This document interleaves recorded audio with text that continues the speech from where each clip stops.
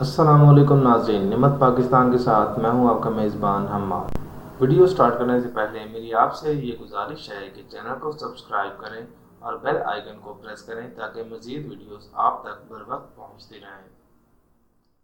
خودی کو کر بلند اتنا کہ ہر تقدیر سے پہلے خدا بندے سے خود پوچھے کہ بتا تیری رضا کیا ہے۔ اقبال کے کہے ہوئے یہ اشعار خبیب کی زندگی پر صحیح بیٹھتے ہیں۔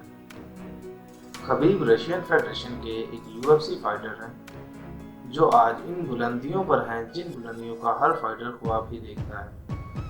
خبیب دنیا کے وہ پہلے مسلمان فائٹر ہیں جو UFC کے ورلڈ چیمپئن بنے اور خبیب UFC کے اتہاس میں جانے مانے لانگسٹ انڈیفیٹ فائٹر بھی ہیں۔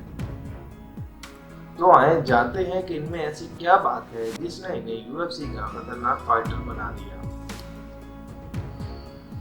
ان کا پورا نام ہے خبیب عبدالمناپووچ نرماگومیدوو، جو خطرناک عقاب کے نام سے بھی جانے جاتے ہیں۔ ان کی پیدائش 22 ستمبر 1988 میں ریپبلک آف داغستان میں ہوئی جو رشین فیڈریشن میں ہے۔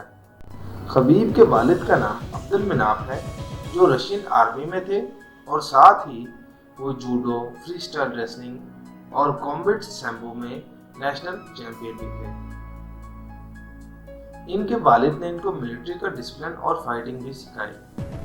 10 سال کی عمر میں جب بچے آرام سے گھر بیٹھ کر گیمز کھیل رہے ہوتے ہیں، وہیں خبیب کے والد ان کو بالوں کے ساتھ لڑنے کی ٹریننگ دے رہے تھے۔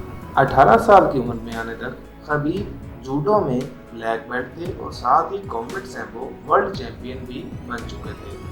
UFC میں آنے سے پہلے انہوں نے کافی مرتبہ اسٹریٹ فائٹس میں فائٹرز کو دھول چٹائی تھی۔ رشین ریجن میں خبیب کے 16-0 کے ریکارڈ کو دیکھتے ہوئے UFC میں ان کا جانا طے ہو گیا۔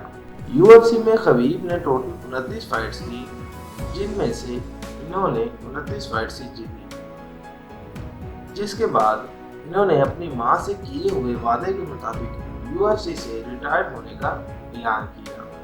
UFC میں میک گریگر کے ساتھ ہونے والی فائٹ کے بارے میں سن کر ہر مسلمان کو ان پر فخر ہے۔